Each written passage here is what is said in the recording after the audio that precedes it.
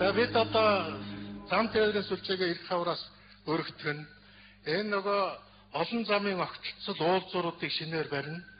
За бүгд найрамдах хятад улсын засгийн газрын хөнгөлөлтөө зээл тусламжаар эрхчил ихэд ойрын үед бол бид 6-аг барихаар төлөвлөж байгаа очроотой тийм ээ. Давхар замыг бол бид нар олон жил ярьсан эхнээсээ эхэлж байна. Тэгэхээр энэ ажил бол одоо мөрөөдөл бишээ, бодит одоо зураг бишээ, энэ бол одоо бодиттой ажиллаа. Тэгээд анхны томоохон ажлыг бол Японы засгийн газрын санхүүжилтээр хийжлээ шүү дээ. Одоо удахгүй нээх гэж байна. 6-аг барихаар ингэж төлөвлөж байгаа гэдгийг хэлмээр байна. Улаанбаатар хотод 14 давхар зам хийх ёстой шүү дээ. Тэгэхээр энэнийхээ дөнгөж эхнийхээ бид нар ажилд оруулж байна. Эх 4 жилд бол энэ ажил бол үргэлжлүүлээ хийгдэх нь.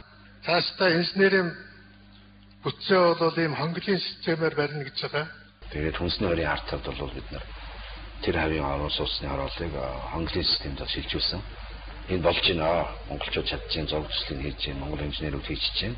Одоо зүгээр дундуур нь яваад одоо сайхан засаал явчихсан. Улс төрчид бол юм хийдэг юм аа. Хотлоо ярьдаг юм аа. Хариуцлагагүй байдаг юм аа. Ярьж байгаа юм өөрөө ойлгохгүй байхгүй.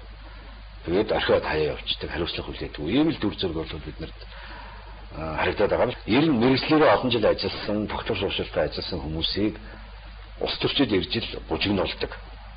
Улс төрчид ирж ил ажил алдагдуулдаг. Тийм учраас тэдний оролцоо ерөөсөө бага байх хэрэгтэй.